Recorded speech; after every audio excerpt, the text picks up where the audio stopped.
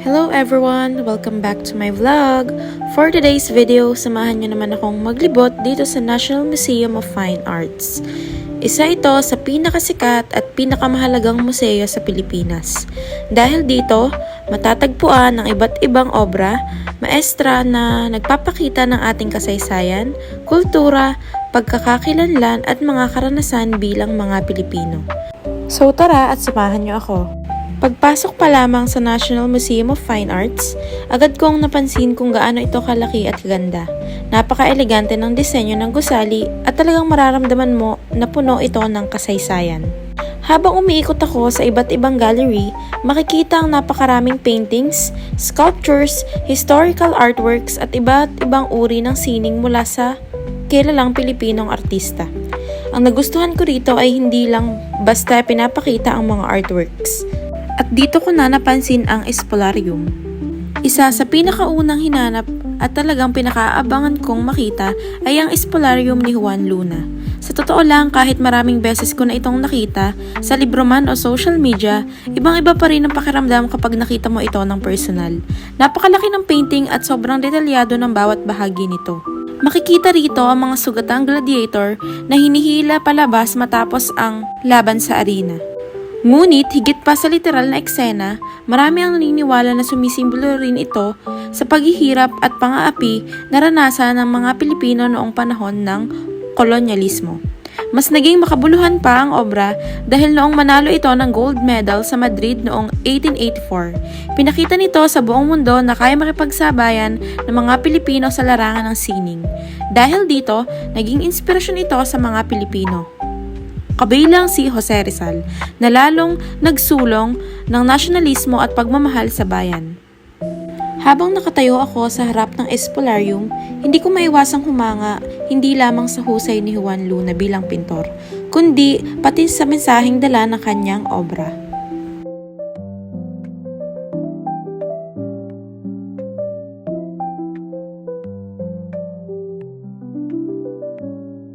Narito naman tayo sa mga artworks tungkol kay Jose Rizal. Isa rin sa mga bahagi ng museo na tumatak sa akin ay ang mga artworks at exhibits na may kaugnayan kay Jose Rizal. Makikita ang iba't ibang painting at sculpture kung paano siya naging simbolo ng katalinuhan, katapangan at pagmamahal sa bayan. Habang tinitingnan ko ang mga ito, mas lalo akong napaisip kung gaano kalaki ang naging impluwensya ni Rizal sa paghubog ng kamalayang Pilipino. Hindi man siya direktang lumaban sa pamamagitan ng armas, ginamit naman niya ang kanyang mga akda at ideya upang ipaglaban ang kalayaan at karapatan ng mga Pilipino. Ang mga artworks tungkol kay Rizal ay nagsisilbing paalala na ang edukasyon, pagsusulat, at katotohanan ay maaari ring maging makapangyarihang sandata para sa pagbabago.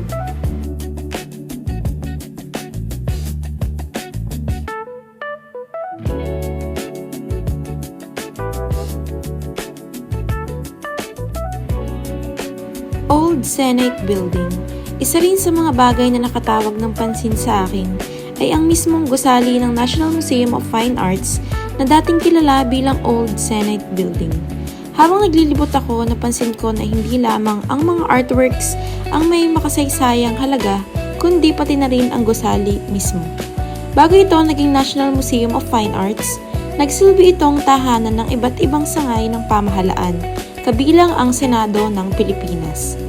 Sa pagtingin ko sa arkitektura ng gusali, makikita ang kagandahan at pagiging engrande nito. Ang mga malalawak na bulwagan, matataas na haligi, at klasikong disenyo ay nagpapakita ng kahalagahan nito sa kasaysayan ng bansa. Naririto ang inilagay na painting sa Old Senate Building. Nakakatuwang isipin na bago pa man ito maging museo, marami ng mahalagang desisyon at pangyayaring pampolitika ang naganap sa loob ng gusaling ito. Sa kasalukuyan, isa na itong lugar kung saan pinangangalagaan at ipinapakita ang mga obra maestra ng sining ng Pilipinas.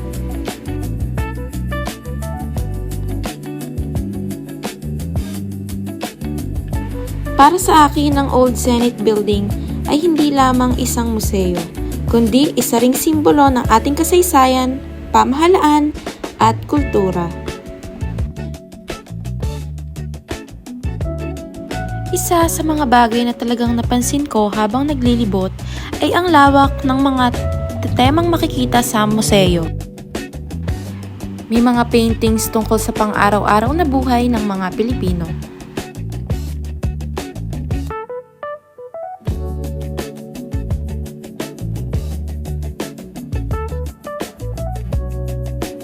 At mayroon rin namang mga obra na tungkol sa pamilya, relihiyon, tradisyon at kultura.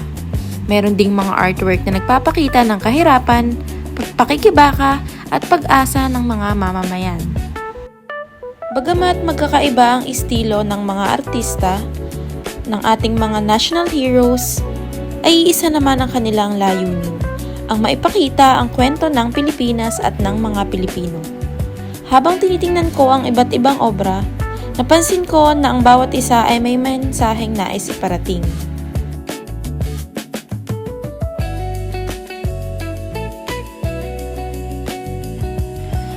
Ang iba ay nagpapakita ng kasiyahan at pag-asa, samantalang ang iba naman ay naglalarawan ng sakit, sakripisyo at pakikibaka. Dito ko mas naunawaan na ang sining ay hindi lamang dekorasyon. Isa itong paraan ng pagpapahayag ng damdamin, karanasan at kasaysayan.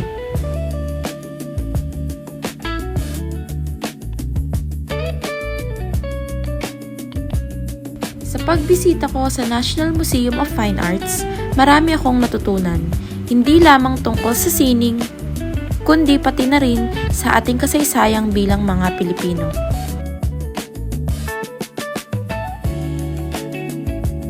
Mas na-appreciate ko kung paano nagagamit ang sining upang maipahayag ang mga mahalagang pangyayari sa nakaraan. Napagtanto ko rin na ang mga painting at sculpture ay hindi lamang basta mga likhang sining. Bawat isa ay naglalaman ng kwento, emosyon at mga aral na maaari nating dalhin hanggang sa kasalukuyan.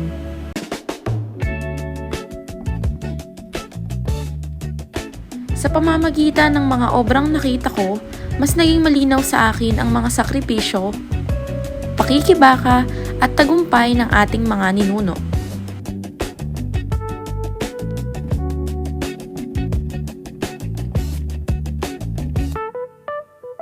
Isa sa pinakamahalagang natutunan ko mula sa pagbisita sa National Museum of Fine Arts ay ang kahalagahan ng pagpreserba sa ating kasaysayan at kultura.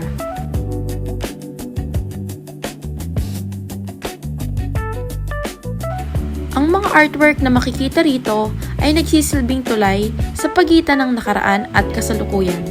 Dahil dito, mas nauunawaan natin kung sino tayo bilang mga Pilipino at kung paano tayo nabuo bilang isang bansa.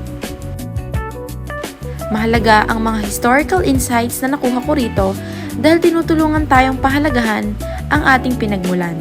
Matuto mula sa mga karanasan ng nakaraan at gamitin ang mga aral na ito upang maging mas mabuting mamamayan sa kasalukuyan. At iyon ang kwento ng aking museum experience dito sa National Museum of Fine Arts. Napakasayang bisitahin ang lugar na ito dahil hindi lamang tayo nakakakita ng magagandang artworks, kundi natututo rin tayo tungkol sa ating kasaysayan, kultura at pagkakakilanlan bilang mga Pilipino. Maraming salamat sa panonood. Muli, ako si Kyla Jill Vibanta ng BSBAMM Section 33. Bye everyone!